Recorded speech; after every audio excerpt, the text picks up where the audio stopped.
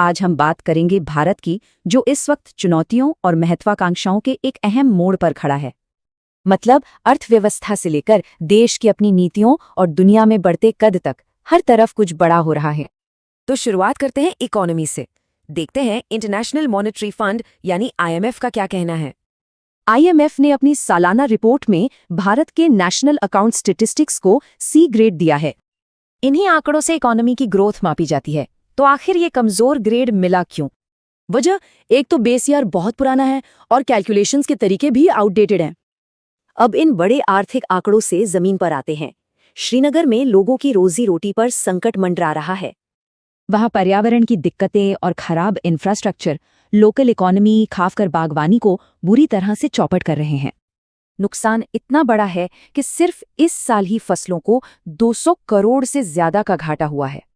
इस वजह से बेरोजगारी आसमान छू रही है। सबसे ज्यादा असर महिलाओं और युवाओं पर पड़ा है। चलिए अब देश के अंदरूनी मामलों पर नजर डालते हैं, जहां हेल्थ और लेबर राइट्स पर बहस छिड़ी है। एक बड़ा खतरा है खाने की चीजों में मिलावट। उनमें ऐसे इंडस्ट्रियल केमिकल मिलाए जा रहे हैं जो बैन हैं। ये वो डाई हैं जो कपड़ों और कागज के लिए बनती हैं और इनसे कैंसर जैसी गंभीर बीमारियां हो सकती हैं। इसे रोकने की जिम्मेदारी एफएसएसएआई की है, जो ऐसे मामलों पर नजर रखती है और एक्शन लेती है। हेल्थ के साथ साथ देश में नए लेबर कानूनों को लेकर भी एक बड़ी बहस चल रही है। सरकार का कहना है कि ये बिजनेस के लिए अच्छा है, पर यूनियनों को डर है कि इससे मजदूरों की नौकरी खतरे में पड़ जाएगी। तो ये तो हुई घरेलू चुनौतियां।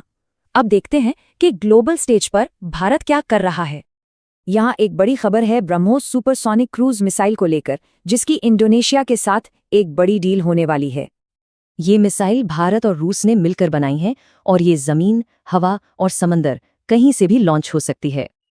और ये डील भारत के बड़े डिफेंस एक्सपोर्ट टारगेट का एक अहम हिस्सा है। फिलीपींस के बाद अब इंडोनेशिया भी भारत की डिफेंस टेक्नोलॉजी पर भरोसा दिखा रहा है। तो तस्वीर यह है, एक तरफ आर्थिक चेतावनी, दूसरी तरफ घरेलू संघर्ष और साथ ही बढ़ती ग्लोबल महत्वाकांक्षाएं। तो सवाल यही है कि भारत इन तीनों मोर्चों पर बैलेंस कैसे बनाएगा। यही उसके भविष्य की दिशा तय करेगा।